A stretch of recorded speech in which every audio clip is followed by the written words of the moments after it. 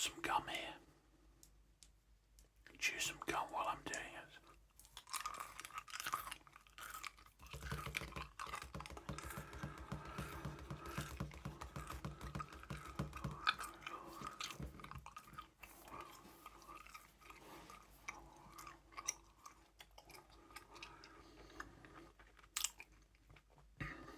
The Little Book of Zen.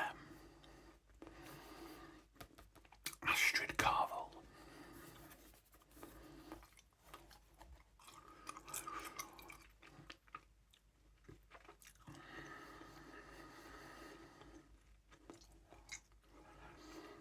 Discover the path to peaceful living.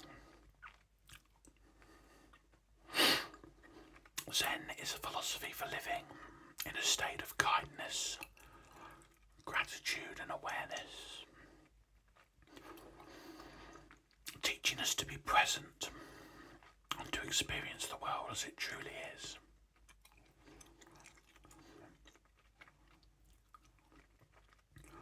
This book will reveal how you can apply the principles of Zen to your daily life and reap the benefits to gain a greater sense of peace and calm. Through simple tips, guided meditations and thought exercises, you can learn to cultivate Zen, whether you're new to the practice or have been familiar with it for years.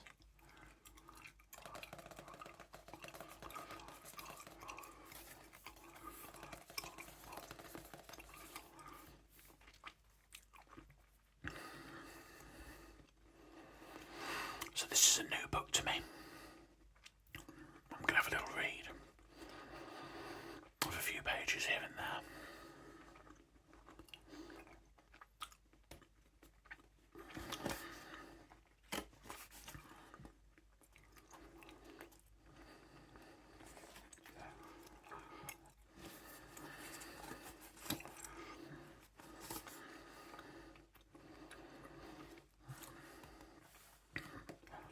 We've got a quote here from Thich Nhat Hanh. I've heard of Thich Nhat Hanh. I believe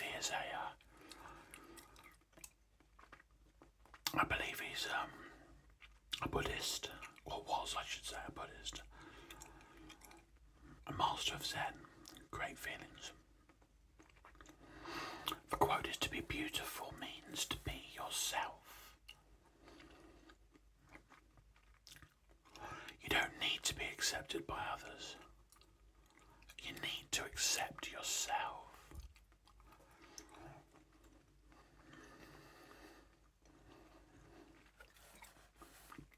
What a monumental quote to start this book off. Here's some contents.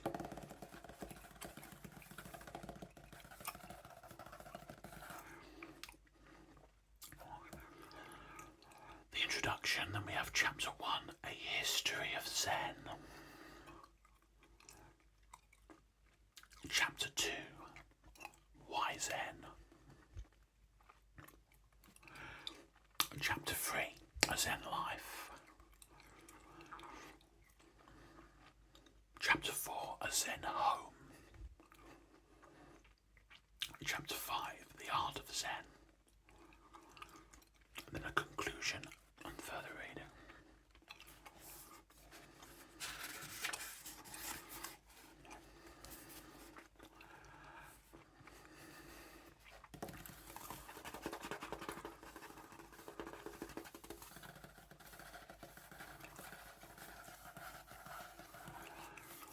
Let's have a look at the introduction then to this book. Since ancient times, we humans have been pondering how best to live.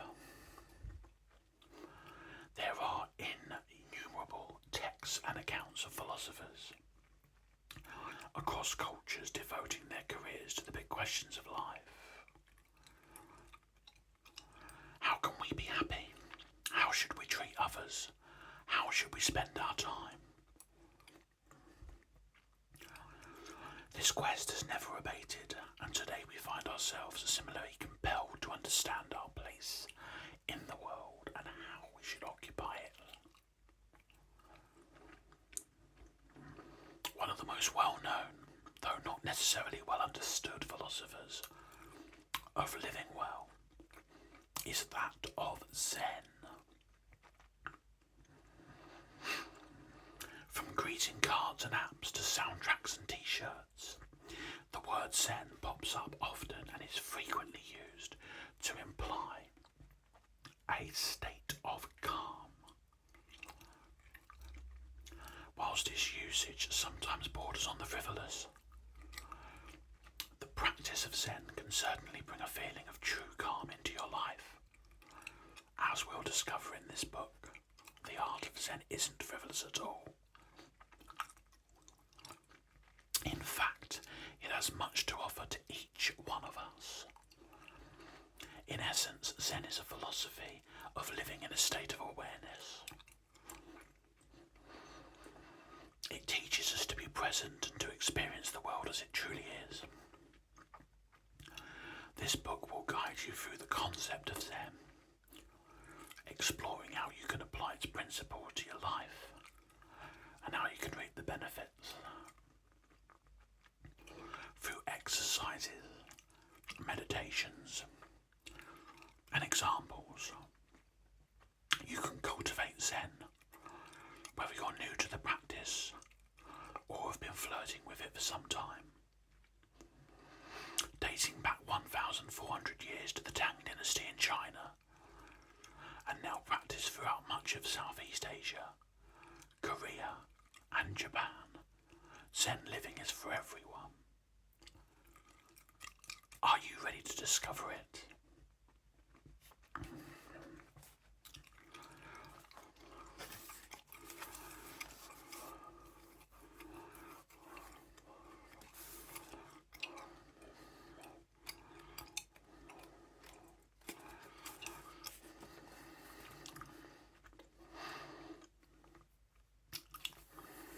When I open my heart, my mind is free. Anytime.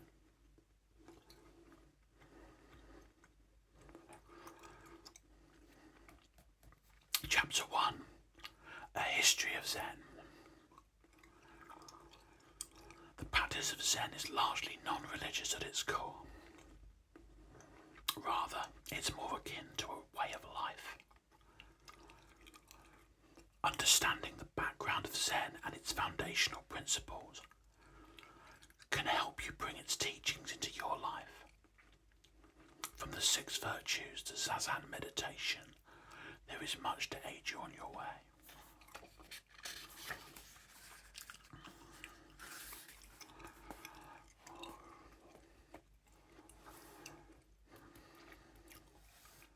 If you are anxious, you're living in the future. If you're at peace, you're living in the present. Lao Tzu, an ancient practice.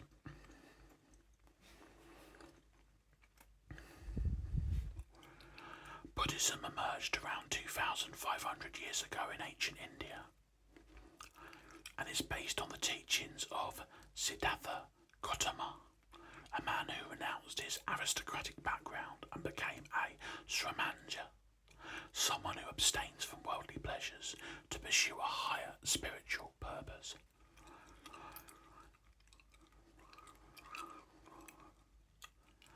Practicing this asceticism led Siddhartha to enlightenment, the liberation from suffering, and a true understanding of life. After this awakening, he taught his practices for over 4 decades. Today, we know Siddhartha Gautama as Buddha, the founder of Buddhism. A welcoming and inclusive philosophy, Buddhism travelled across Eastern Asia and into China. A branch of Buddhism known as the Chan School developed there and emphasised the practices of meditation, dhyana, self-restraint, and understanding the true nature of things. Chan Pronounced Chan literally meditation as Zen. Having evolved over centuries and across nations, Zen draws its teachings from both Buddhism and Taoism and has truly stood the test of time.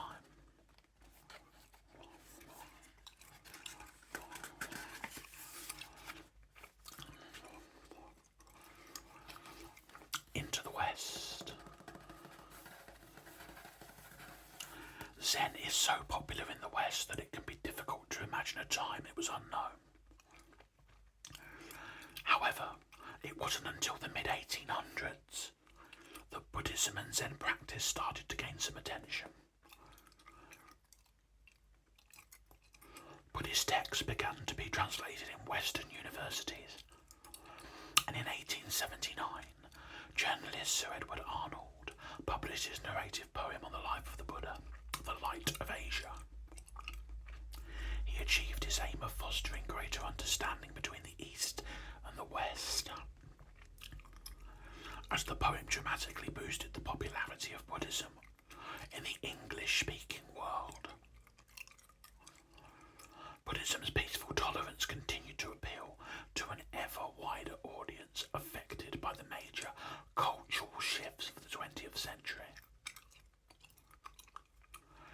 In 1959, the Dalai Lama's flight from China into exile in India drew global attention, and he has gone on to inspire millions with his Buddhist teachings. While in the West, San Francisco's beatnik poets popularised Zen in the 1950s. Today, when practices such as mindfulness and meditation are part of everyday parlance, Zen Buddhism has helped millions of people find a greater sense of peace and awareness. Like this quote says, "Thoughts, they come and go. I do not need to hold on to them."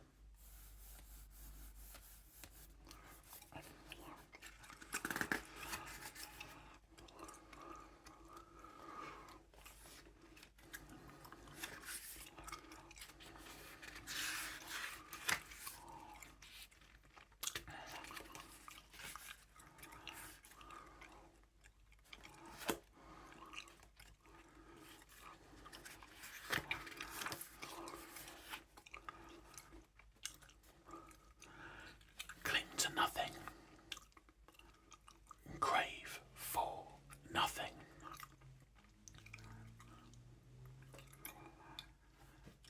By Zhang Huaihe.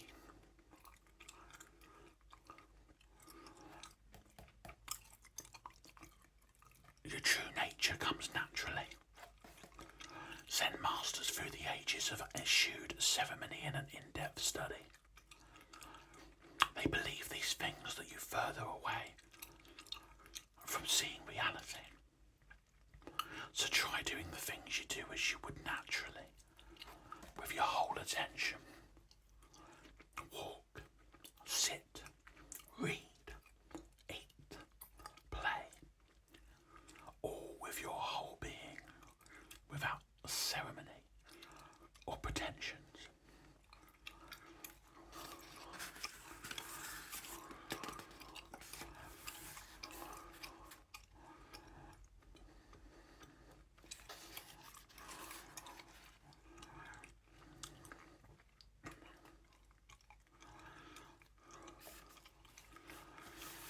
Or just read these pages here on karma, because I'm a great believer of karma.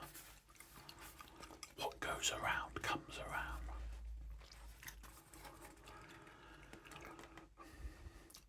Karma is akin to a reflection of your intentions and actions.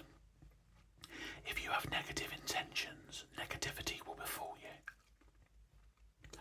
If you have positive intentions, positivity will come to you. It's believed that if you experience something bad today, let's say you drop and smash your phone, it's karma from a previous negative action. You can see karma everywhere.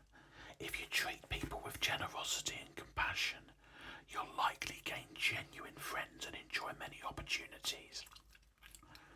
In contrast, if you're selfish, speak ill of others, and break promises, chances are all that negativity will catch up with you and you won't be rewarded with lifelong friendships and kindness. The term karma is often misinterpreted in the West, showing up in comedy pop culture to flippantly explain why something bad has happened.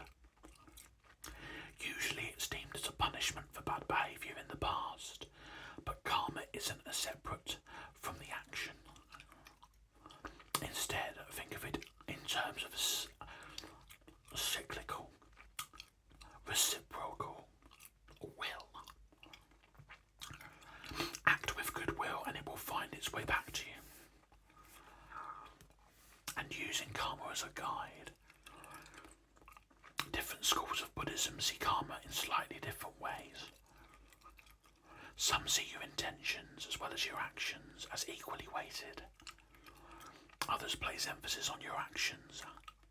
Either way, the concept of karma reminds us that we are in control of our thoughts and actions and we have the power to make them positive or negative. To use karma as a guide, question your motivations from you are considering a course of action. From telling a friend a playful truth to mulling a job offer at a high-paying yet unethical company, contemplating what the effect of your choice will be can help you make a decision. If you're tempted to tell your friend something painful because you're jealous of them, it's clear your motivation isn't pure.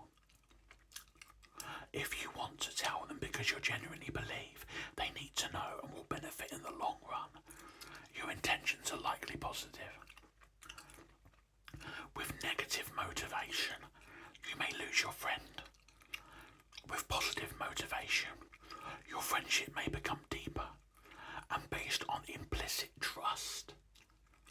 What goes around comes around.